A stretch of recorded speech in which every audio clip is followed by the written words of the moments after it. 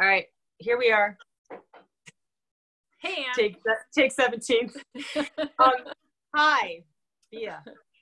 Okay, so if I can just get my words together. So we're going to talk today, a kind of continuation on last week's, where we were talking about the importance of children's chores and how necessary it is for children to participate in the family's survival, operation, and more, and how that very much aids in their development, their sense of purpose, self-esteem, and wards off feelings of depression and angst, right?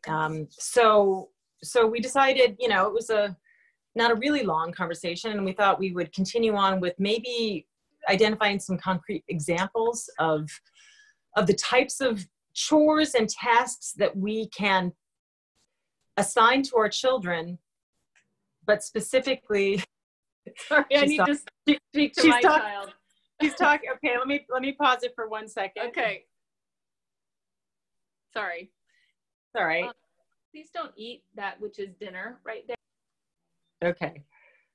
So we're recording again. So part of what we hit on was the fact that it seems, and it from our perspective, perhaps as women, but it seems that the world that we live in, the modern world here in the States, I live in the suburbs, you live in a small city, does not provide as many natural opportunities and tasks for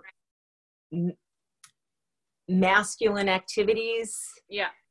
In the same way it does female activities. And by that, we're talking about, the difference certainly between people and different temperaments, but also between girls and boys. Girls, the type of household chores we have all the time that there's never in short supply: doing the dishes, sweeping the floor, vacuuming, tidying, making things pretty. Even some of the yard work seems to resonate perhaps maybe more with my daughter than it does my son. And when I was stretching to figure out, well, what is it that my son really resonates with? It's chopping wood. It's gathering fire, getting the firewood to building fire. So my daughter is pretty pro at that too. It's digging.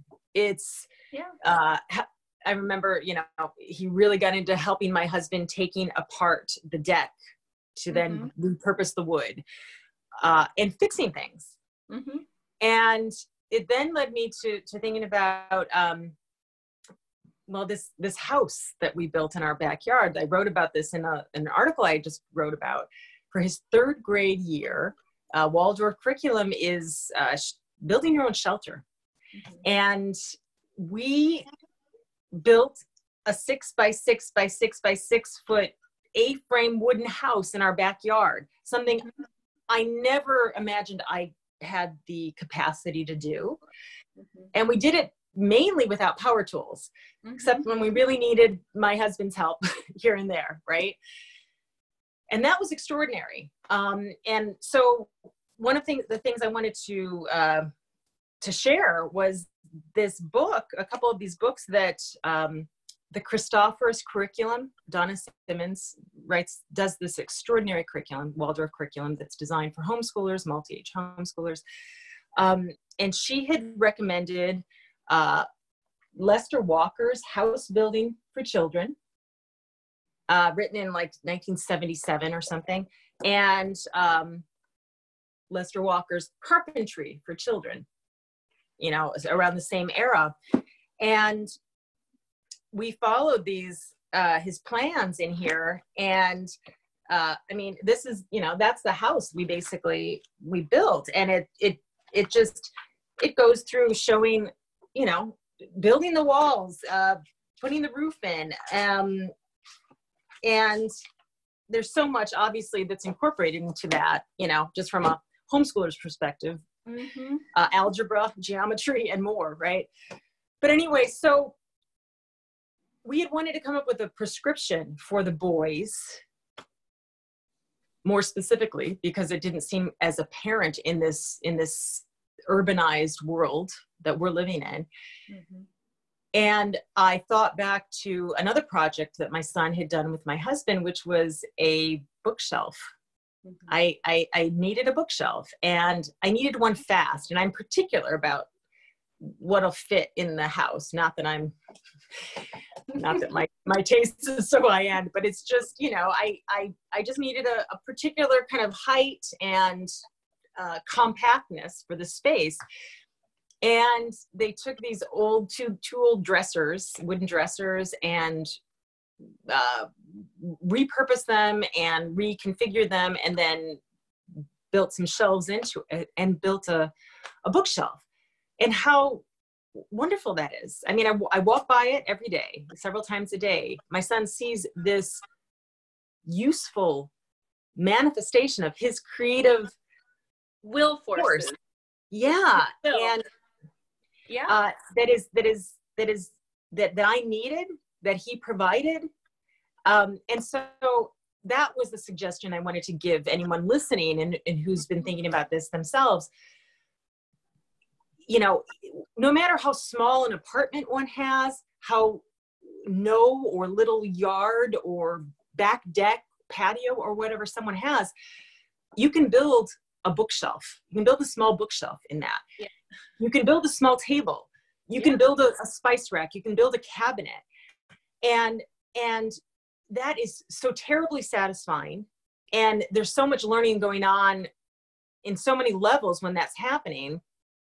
But I think that kind of task is something that is important to give to your son or daughter. I mean, I am so pleased that I know the basics of building a house now from building this house now. Yeah. I feel so competent. I do, as a almost 49-year-old, having learned this just a couple of years ago. Mm-hmm. And this is following on our father, who was not so inclined that way. No. And, you know, I mean, his version of a shed, I mean, we loved him so dearly, and he was so great at so many things, but not this. But he did make the effort, which he made the effort, which may not have been the greatest example, because his version of the shed, I don't know if you remember, but was like basically buying a few pieces of plywood and leaning it kind of up against the back wall of the garage, nailing it together and slapping some paint on it. I don't remember shelter, that. So but it didn't, you know, I think that kind of thing was left with me, and I probably didn't feel all that competent in my abilities to do something as well as we did these couple of years ago with just some good plans, right? Yeah. So I highly recommend Lester Walker's books. Again, Carpentry for Children, House Building for Children. They're used books. I can't find books like this anymore. This was written back in the 70s when kids had more time and time to fill up with purposeful activities like this. Mm-hmm. So, but with you can their own problem solving and skill building. Absolutely. Yeah.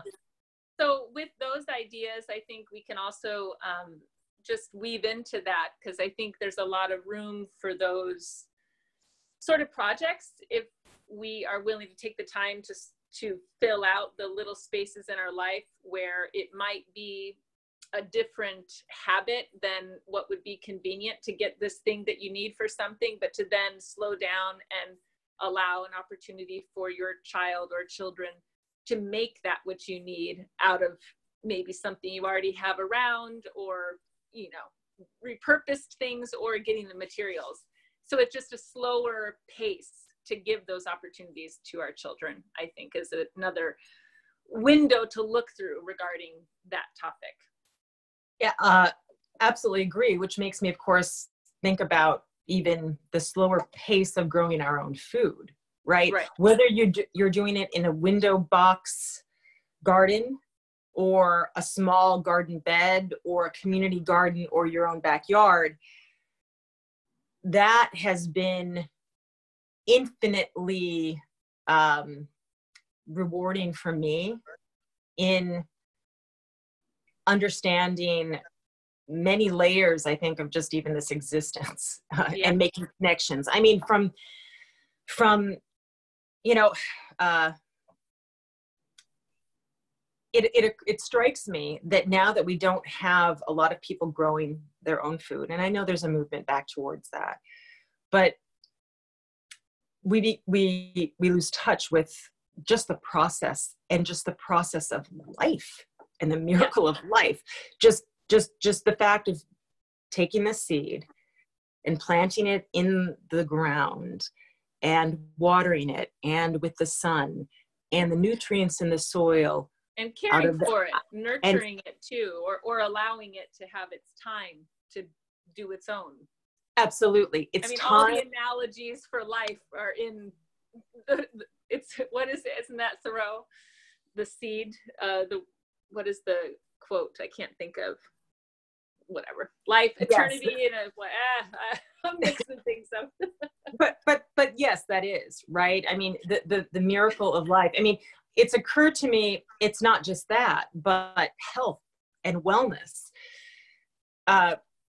You know, a farmer understands that the soil is critical to the health of the plant, and that without amending the soil and nourishing the soil over and over again, there's nothing for that plant. It's just, no matter what you do to it, it's not going to thrive. Right. And so so gardening alone, yes, brings so many understandings, essential understandings back to us, right? Yeah. A spice garden even, right? Just a tiny little one. Yeah. Or like you said, or the process of building a small table, a small bookshelf, to know what goes into that. Right. Is, all that of value in that is hard to even put into language. And, when we're so used to a world where you can get online and order it with the button now, and it's delivered to your door in 2 days. Well, there's something to just that picture of taking, what's in your hand and scanning over it, like you run by it and you don't really notice it. And then when we slow down a little bit and we stand in that space of what's in your hand, and you just start to see all that it is. Where did the wood that you're using grow? What was the journey of that which you're holding to become that which you're holding? Yes. And that's, that's not so much the pace of the world around us. So it's the real choice to come into that, to slow down, to have appreciation for that, the becoming of each thing that has become or is becoming. Absolutely. If we don't stay in touch with that, we lose touch with everything. Right. I mean, as you're talking, I kind of feel like maybe all this seems like a given intellectually, but I can attest to having been transformed by putting it into practice. I grew up very heady and abstract, and unlike you, I never knitted or cared at all to do macrame or handwork. I remember. I know. I've watched you go through all of these things.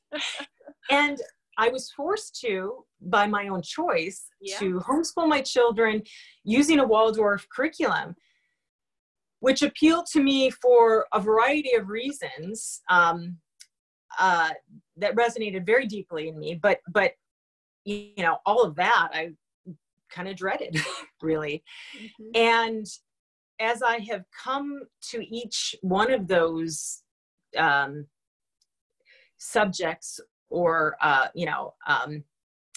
new learnings, it's been remarkable how I mean, I say this, I can't say it enough. It's like exponentially transformed me. It has my spirit, my being, my senses, my awarenesses, my connections have woken up like exponentially, right? Just in knitting, to knit, and understanding what goes into then everything that I have that's knitted.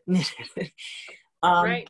Understanding is as basic as this sounds, but I mean, making yarn, learning to make yarn, the wool that comes from the sheep, and beyond, right? But we're such a society and culture here of immediate, ready-made consumption, that,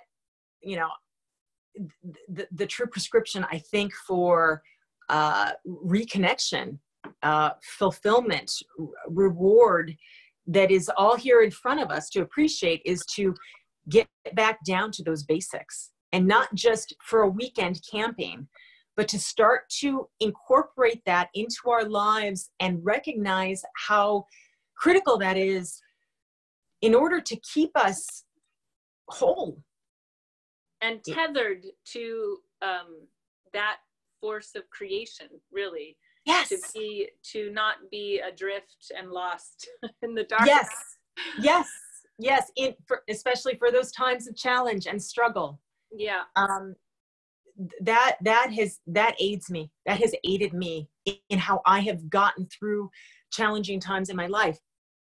Having gone back to those basics and exercised so much more of me, myself. It's all very hard to quantify and talk about. It's not tangible, right?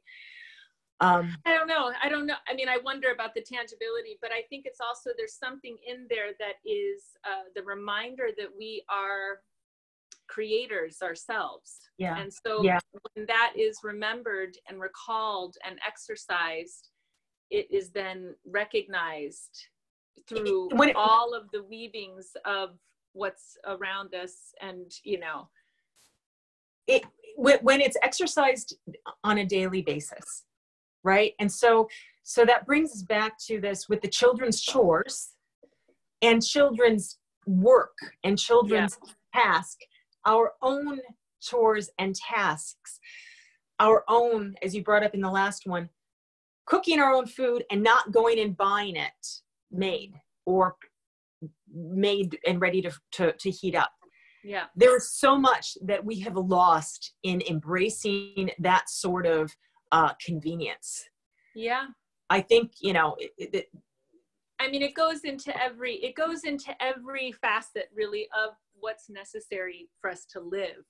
We think about the way this could be quite the discussion, just going from being such community people, where you wash the clothes at the creek, or where you harvest the food or the water, all of these things that our culture is so removed from. Yeah.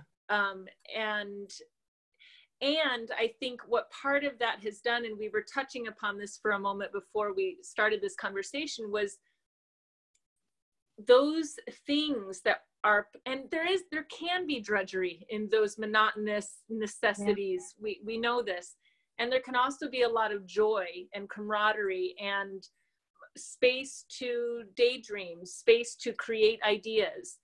And I think that in that is there's somewhere that the joy of work, and that work is play in a certain way, that those are two sides of the same coin, I think, essentially. But we have pretty successfully in our culture seemed to separate them in so many views. When I look, right, that work is something separate than play, and work is to be something that we minimize and want less of, so that we can have our relaxation, playtime, our recreation. But really, it's like, if we have the time to come into our work in such a way with our fullness of being, there's joy there. And within that comes that element of play, which is what allows us to be human, really, and to relate to others. Yes. I mean, you know, I work 5 days a week outside of my home. And so every week I sort of think, gosh, there would be a better rhythm if I didn't have to go out to work 5 days a week, but did 4, so that when I'm doing my homework, my housework, I have the space and time to fill that capacity with more joy, to do these tasks with more joy, because there's a little more time to fill them out. There's more room, right? More room. Because, right. you know, everything, it's about balance. I love my work that I go to, but I need to balance that with the work that's essential for just maintenance of life, you know, and it's always trying to find how to live into the work of life with joy, you know? And so that's what we want to be able to give our children experiences of. Yes. That work can be joyful, playful, all of those things, you know? And so we want them to exercise it and create avenues for those experiences to be there, for them to step into those capacities as they come into different challenges and workspaces of life. Yes, and to have that experience, that even in a task that might seem even drudgery, there is in that there is discovery to be had. Yes. So to have the experience of discovery, which becomes joyful and leads to the next, and so it keeps us always sparked, and it can help keep us sparked, inspired, and interested in just everyday living. If we're allowed to see it through that way, right? And merge, as you're saying, and I'd like to discuss, maybe examine this more in the next one, but work and play, as you said, it's kind of two sides to the same coin, rather than being so separate, where one is resisted and the other so indulged in, right? Yes. So, which, you know, if we were, not to go into that part right now, so I won't. And then the other thing, I had the thought to share, you know, especially for our children, and these ideas, if people are working to exercise to find new spaces to give their children these experiences, or spaces for these experiences or activities, they're not always going to be like, sweet, thanks. Totally. You know, that's our job, just to hold the line and continue to invite someone to pick up this new way of being, new way to find meaning and purpose in what is needed in a house. Yeah, and what I will say, and I don't know how much time, I think we're pretty far over. Probably.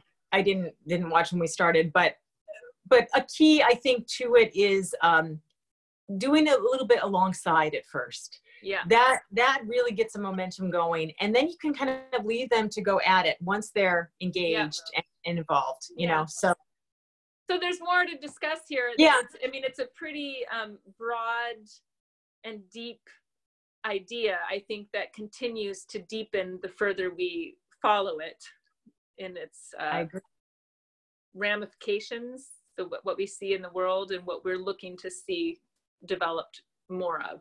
Yeah. So thank you, Anne. Thank you. All right. Well, till next time, hang on a second.